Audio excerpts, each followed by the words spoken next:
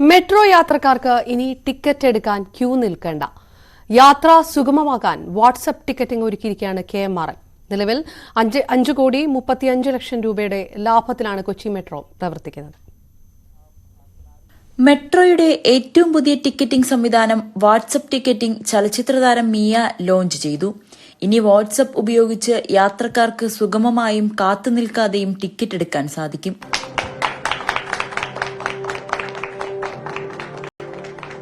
കൊച്ചിയിൽ നടന്ന annual press മീറ്റിൽ KMRL MD ലോക്നാഥ് ബെഹ്റ മെട്രോയുടെ ഇതുവരെയുള്ള പ്രവർത്തനങ്ങളും ഭാവി പരിപാടികളും പങ്കുവച്ചു.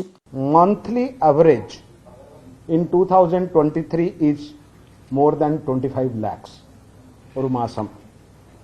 And ഈ 2023 40 ദിവസത്തിലെ ഞങ്ങൾ 1 ലക്ഷം ആൾക്കാരെ കൂടുതൽ യാത്ര ചെയ്തിട്ടുണ്ട്. That is A good thing.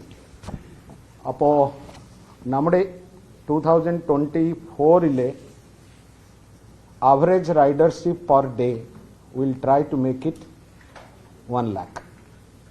കാരണം നമ്മുടെ ഒരു പുതിയ സ്റ്റേഷൻ അടുത്ത മാസം മുതൽ എവറിത്തിങ് ഗോസ് റൈറ്റ് വളരെ ഇമ്പോർട്ടൻറ്റ് ലാസ്റ്റ് സ്റ്റേഷൻ തൃപ്പൂണിത്തറ തുടങ്ങാൻ പോകുന്നുണ്ട്. SN ജംഗ്ഷൻ മുതൽ തൃപ്പൂണിത്തറ വരെ നീളുന്ന മെട്രോയുടെ ജോലികൾ പൂർത്തിയായി.